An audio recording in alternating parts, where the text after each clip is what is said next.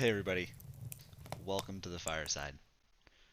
So, today's gospel is about the post-resurrected Jesus appearing to a few of his disciples as they walk, really flee from Jerusalem to Emmaus. And so, let me tell you a story. So, you just began to flee from the city of Jerusalem after this man that you had been following died. He was killed. He was crucified upon a cross, and you know that um, the authorities in Jerusalem are trying to root out all of the other followers of Jesus so that they can bring this movement that he started to an end. And so you're running from Jerusalem because you don't want to be killed. And so you and your friend are walking um, to get out of the city, and along the way, you get a little bit of the ways out of the city. Um, when you come across this man who's, he's kind of stopped and is resting. Um, but as you go walk by, he strikes up a conversation with you. He says, "Oh, where are you going?"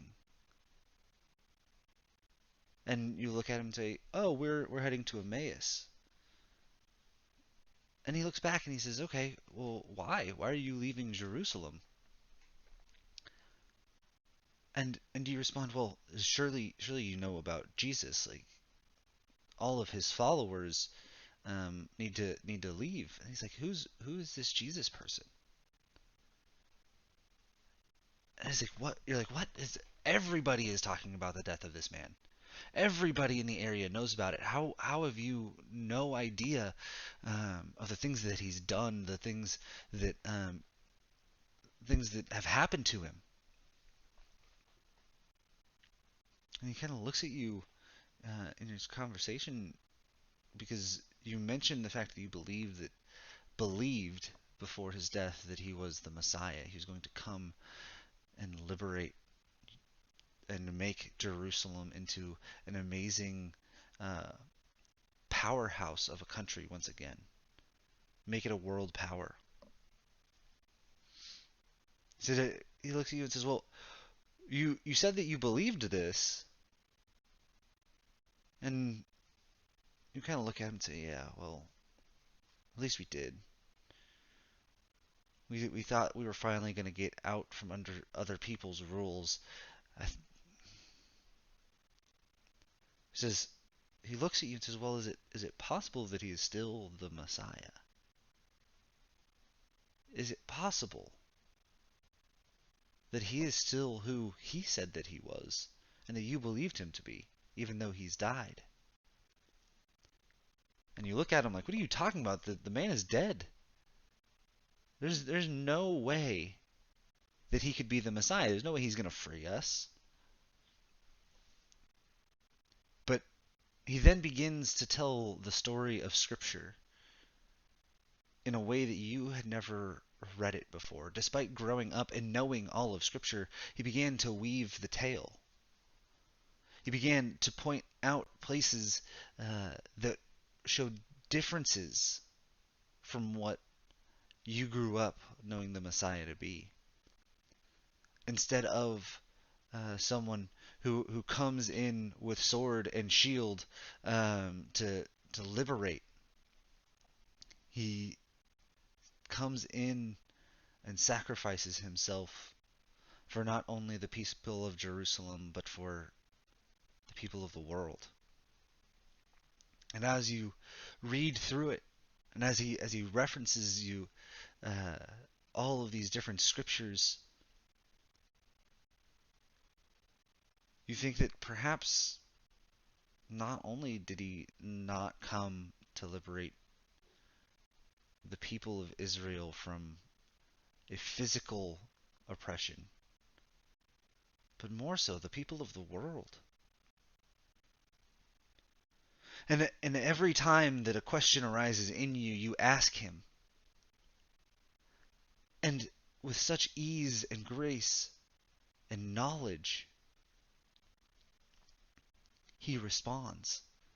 But not in a way of, well, here's your answer, but with a question and leading and guiding you to the answer yourself. And you just sit there and you think, I've never met anyone whose understanding of Scripture was quite like this. As you begin to reach the place where you plan to stay for the night, uh, you invite him to come and eat with you, and he says, I think I'm going to just continue on. And upon your insisting, he comes and he sits at table with you. And while you continue this conversation, um, he then takes bread at the beginning of the meal and he blesses it and he breaks it. And it is in that moment that you look and you see Jesus. This is no longer just some wanderer who you've never met before, but this is the man whom you followed. This is the resurrected Jesus standing before you. And just as quickly as you recognize him, a smile comes across his face as he sees the recognition in your eyes, and he's gone. The bread falling to the table.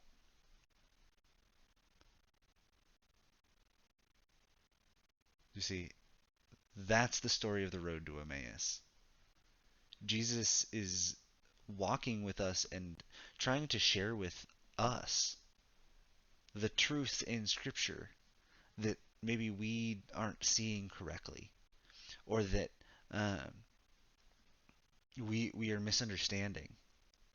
He's trying to answer our questions, and that's why it's so important that we ask questions. You know, Jack and I run an entire weekly event called Theology Thursday on our Instagram page, meant to answer people's questions. And it's so important that y'all ask questions because your questions have answers. I promise they do. But you'll never know the answers if you don't ask. Jesus on the road to Emmaus is encouraging um, these his followers to ask him questions, just like he encourages you to ask the questions that you have about the faith. So, guys, thanks for joining me over here by the fireside. Have a good one, y'all. Peace.